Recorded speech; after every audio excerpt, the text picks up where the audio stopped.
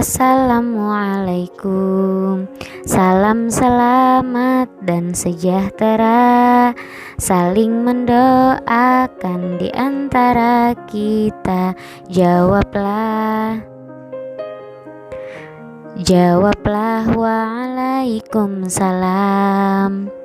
Assalamualaikum warahmatullahi wabarakatuh. Selamat pagi, selamat siang, selamat sore, selamat malam anak-anak ustadzah semuanya. Bagaimana kabarnya hari ini? Semoga semuanya sehat ya, amin. Hari ini kita akan kembali belajar pembelajaran 3, 4, 5, dan 6. Silahkan Anda simak materi yang akan ustadzah sampaikan. Oke Nanda semua, silahkan buka halaman 106 dengan muatan ilmu pengetahuan alam KD 3.5 dengan materi cara aman memanfaatkan energi listrik. Salah satu contoh energi adalah energi listrik. Energi listrik dimanfaatkan untuk aktivitas sehari-hari. Listrik digunakan untuk menghidupkan peralatan listrik di rumah. Energi listrik harus digunakan dengan tepat agar tidak menimbulkan bahaya. Nah, silakan anak-anak ustadzah dilihat gambarnya pada halaman 106 itu ya. Yang pertama, saat kamu menghubungkan kabel stop kontak, tangan harus dalam keadaan kering. Jadi jangan basah ya, karena saat basah maka penghantar listriknya semakin kuat. Selanjutnya yang kedua, jika akan meninggalkan rumah, pastikan kamu mencabut kabel dari stop kontak. Kenapa seperti itu? Karena ini untuk menghindari konsleting listrik. Jadi sebelum meninggalkan rumah, jika semua orang tidak ada di rumah, maka silahkan Anda cabut kabel dari stop kontaknya. Selanjutnya yang ketiga, saat menghidupkan saklar, tangan harus dalam keadaan kering. Sama ya keadaannya dengan saat menghubungkan kabel ke stop kontak. Nah yang terakhir yang keempat, kabel yang dihubungkan ke stop kontak harus sesuai dengan jumlah lubang dan tidak saling bertumpuk. Nah itu tadi cara kita agar aman dalam menggunakan energi listrik. Nah, selanjutnya kita memasuki materi halaman 107 tentang teks petunjuk. Kembali ke teks ya. Teks petunjuk menggunakan listrik dengan aman. Nah, sebelum-sebelumnya ada teks tentang cara membuat kipas dari kain. Masih ingat ya anak-anak ustadzah? Nah, hari ini ada teks petunjuk tentang menggunakan listrik dengan aman. Di situ ada teks yang judulnya berhati-hatilah saat menyalakan atau memadamkan peralatan listrik. Nah, masih ingat anak-anak ustadzah apa saja ciri-ciri teks petunjuk? Iya, salah satunya ciri teks petunjuk itu merupakan kalimat perintah ya, karena petunjuk itu arahan atau perintah kita melakukan sesuatu. Nah, di sini akan ustadzah bacakan. Listrik sangat bermanfaat bagi kita, namun kita harus menggunakannya dengan hati-hati. Mintalah bantuan orang tua saat menggunakan listrik. Kamu harus berhati-hati saat menyalakan atau memadamkan peralatan listrik supaya tidak tersengat aliran listrik. Pemakaian peralatan listrik yang salah juga dapat mengakibatkan kebakaran. Untuk mencegah hal tersebut, bacalah petunjuk penggunaan listrik yang aman berikut. Nah, petunjuk pertama, menyalakan atau mematikan peralatan listrik dalam kondisi tangan kering. Yang kedua, tidak mencolokkan banyak stiker dalam satu stop kontak. Yang ketiga, memadamkan peralatan listrik setelah digunakan. Dan yang terakhir, tidak meninggalkan peralatan listrik dalam keadaan menyala. Nah, itu tadi 4 kalimat petunjuk atau teks petunjuk dalam menggunakan listrik dengan aman. Itu merupakan teks petunjuk ya. Oke, sekarang anak-anak ustadzah buka halaman 108. Di sini ada membuat poster hemat energi. Nah, sebelumnya kalian telah mengenal teks petunjuk. Teks petunjuk dapat disajikan dalam bentuk poster. Nah, jadi teks petunjuk itu bukan hanya dalam bentuk teks ya, tapi juga bisa disampaikan dalam bentuk poster. Dan ini kalimatnya lebih singkat, lebih padat, namun bermakna dan biasanya lebih mudah diingat.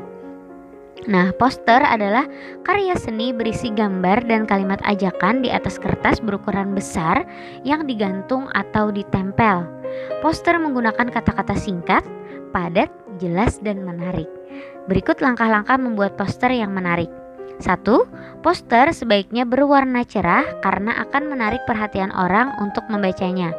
2. Gambar atau tulisan dibuat sesuai tema dan ukuran poster. 3.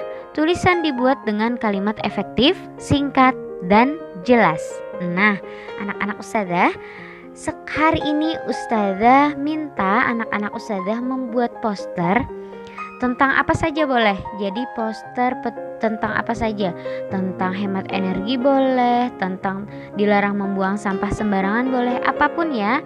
Silakan dibuat posternya, bikin gambar semenarik mungkin, bikin kalimat pendek yang sebermakna mungkin agar poster kalian lebih menarik dan mudah diingat. Nah, ini tugasnya ustadzah beri waktu sampai hari Sabtu ya. Jadi Sabtu terakhir dikumpul tugasnya. Anak-anak ustadzah punya waktu dari hari ini, hari ini Selasa ya, Selasa, Rabu, Kamis, Jumat, Sabtu, 5 hari. Ustadzah beri waktu 5 hari. Silahkan anak-anak ustadzah buat poster semenarik mungkin. Temanya bebas ya, mau apa saja. Boleh mengikuti yang Ayo Hemat Energi, tapi dikreasikan sekreatif Ananda semua. Oke, ustadzah tunggu tugasnya ya. Nanti silahkan diupload di Google Classroom. Nanti ustadzah sediakan untuk penguploadan fotonya. Selamat mengerjakan anak-anak ustadzah. Ya, kali ini kita memasuki pembelajaran 5, halaman 115 dengan muatan SBDP. Nah, memasuki materi tentang pola irama dan ketukan. Sebelumnya anak-anak ustadzah sudah belajar ya tentang tangga nada, kemudian tanda nada juga. Nah, hari ini kita belajar tentang pola irama dan ketukan. Irama adalah rangkaian bunyi yang teratur. Jadi jika tidak teratur itu bukan irama ya. Sedangkan pola irama adalah panjang pendeknya bunyi dalam sebuah lagu. Pola tersebut terbentuk dari bunyi nada yang teratur dan berulang-ulang.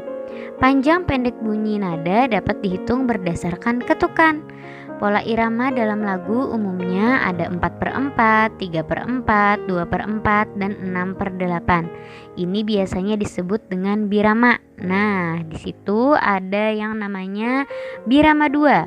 Birama 2 ini memiliki 2/4 hitungan. Kemudian ada juga birama 3 memiliki 3/4 hitungan. Kemudian birama 4 memiliki 4/4 hitungan. Nah, bunyi yang dihasilkan dapat berasal dari internal dan eksternal. Bunyi internal dapat dihasilkan dari tubuh kita, yaitu tepuk tangan, menepuk paha, dan menghentakkan kaki ke lantai. Kemudian ada juga yang disebut dengan bunyi eksternal. Nah, bunyi eksternal ini dihasilkan oleh alat musik. Misalnya, jika kita akan mengiringi lagu dengan tepuk tangan, lama bunyi tepuk tangan disesuaikan dengan nilai nadanya. 1 tepuk tangan dapat bernilai setengah ketuk, 1 ketuk, 2 ketuk, 3 ketuk, dan 4 ketuk. Selanjutnya silahkan Nanda dengarkan lagu Desaku Yang Kucinta. Nanti akan ustadzah putarkan lagunya. Selamat menikmati.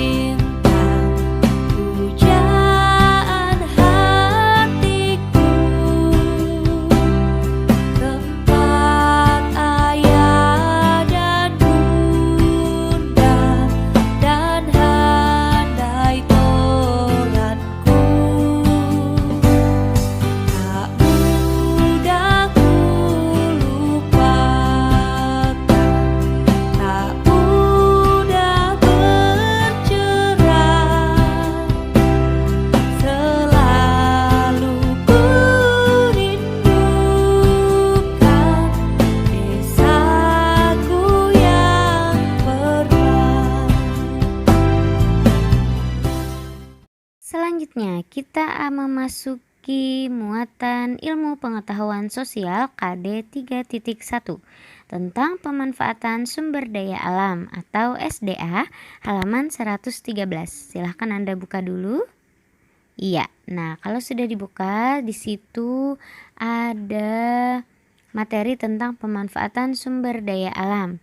Nah, selain dimanfaatkan untuk memenuhi kebutuhan sehari-hari, ada pula sumber daya alam yang dimanfaatkan untuk membantu kegiatan manusia. Ingat, pemanfaatan sumber daya alam harus dimanfaatkan dengan bijak. Nah, di bawah ini ada contoh-contoh sumber daya alam dalam berbagai kegiatan. Yang pertama di situ ada pertanian padi. Sumber daya alamnya yang dimanfaatkan adalah matahari, air, tanah, udara, kotoran hewan, dan kerbau. Nah, matahari itu pemanfaatannya untuk apa? Ya, di situ untuk pertumbuhan tanaman padi, pembangkit listrik, dan menerangi lingkungan. Kemudian air untuk mengairi lahan pertanian. Selanjutnya, tanah sebagai media tanam, udara sebagai sumber karbon dioksida yang dibutuhkan tanaman untuk berfotosintesis, dan oksigen untuk pernapasan makhluk hidup. Pernah Ustazah jelaskan ya apa itu fotosintesis. Nah, kemudian selanjutnya kotoran hewan itu fungsinya sebagai pupuk tanaman, dan kerbau itu sebagai sumber bahan makanan dan tenaganya untuk membantu petani saat membajak sawah. Kemudian yang kedua, pembuatan ikan asin. Sumber daya alamnya kayu itu berguna sebagai bahan pembuat anyaman tempat pengeringan ikan. Kemudian garam itu sebagai pengawet ikan asin. Selanjutnya panas matahari untuk mengeringkan ikan asin. Yang ketiga, pembuatan pakaian. Nah, di situ ada kapas dari tanaman kapas. Pemanfaatannya sebagai bahan baku pembuatan kain dan benang. Kemudian logam sebagai bahan baku pembuatan jarum jahit, gunting, dan meja jahit. Tentu saja ya, untuk pakaian itu harus dijahit. Nah, selanjutnya plastik, yaitu bahan baku pembuatan kancing. Yang selanjutnya yang keempat, transportasi. Nah, di situ sumber daya alamnya ada logam dan minyak bumi. Logam untuk bahan pembuatan alat transportasi seperti sepeda motor, mobil, sepeda itu dari logam ya. Kemudian minyak bumi sebagai bahan utama pembuatan bahan bakar. Seperti yang sudah kita pelajari bahwa tanpa bahan bakar atau minyak bumi itu maka kendaraan bermotor kita tidak akan bisa berjalan. Betul sekali. Yang kelima, pembuatan patung. Nah, di situ ada sumber daya alamnya tanah, kayu, atau batu itu sebagai bahan baku pembuatan patung. Kemudian besi atau baja itu bahan baku untuk membuat pahatnya. Jadi ketika patung dibuat dengan menggunakan pahat, maka alat pahatnya itu berasal dari besi atau baja.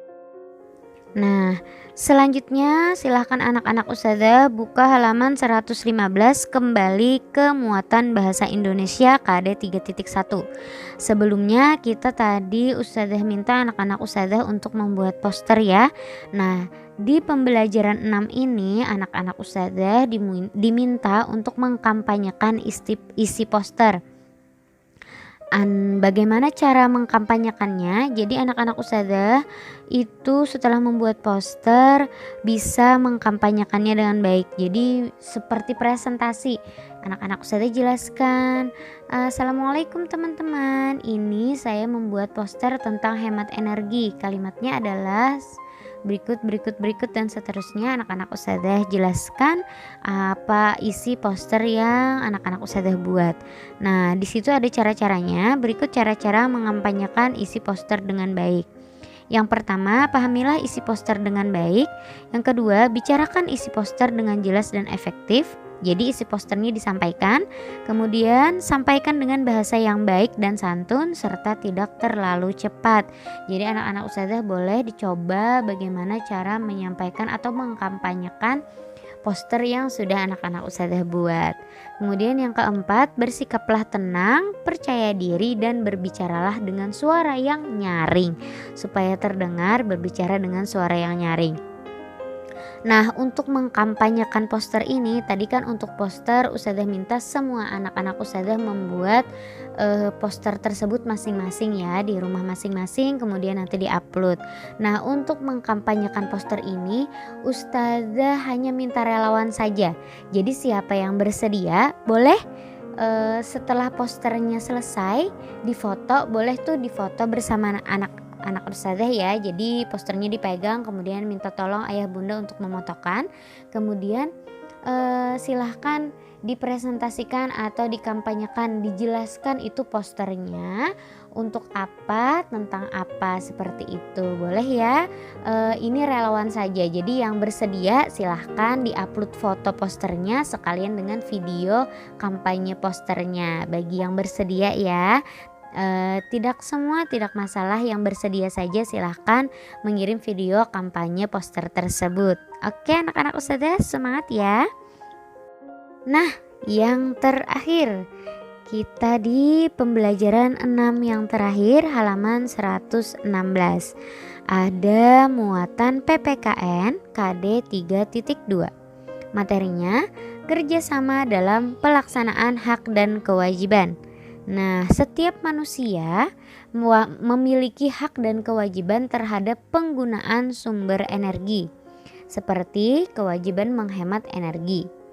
Kita harus bekerja sama menghemat energi demi generasi selanjutnya. Jadi, kenapa Ustazah kita harus menghemat energi ya? Karena kan nanti anak-anak Ustazah besar seperti Ustazah, kemudian menikah, memiliki anak. Nah, kemudian anak-anaknya nanti juga semakin besar, kemudian memiliki anak lagi, dan seterusnya dan seterusnya. Nah, agar generasi-generasi kita selanjutnya juga bisa menikmati energi listrik, maka dari sekarang kita harus menghemat listrik yang kita gunakan saat ini.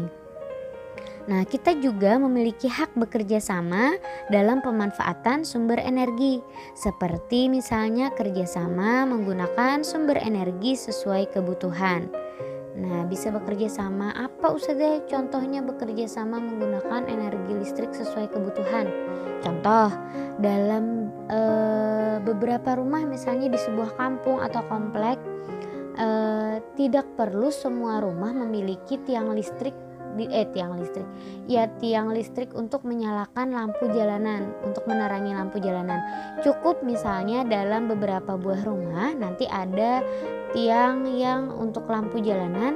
Nah, urunan tuh semuanya yang beberapa rumah itu untuk membayar listrik di tiang yang lampu jalanan itu dapat menggunakan poster untuk mengajak orang lain bekerja sama menghemat energi. Nah, bisa nih jadi ide untuk membuat poster ya. Sampaikan pentingnya kerjasama menghemat energi pada poster buatanmu. Kamu juga boleh menambah gambar-gambar mengenai hak dan kewajiban dalam menghemat energi. Nah, sampai di sini dulu pelajaran kita hari ini. Semoga anak-anak Ustazah bisa memahami pelajaran yang Ustazah berikan hari ini. Mari kita tutup pelajaran hari ini dengan membacakan hamdalah. Alhamdulillahi rabbil alamin.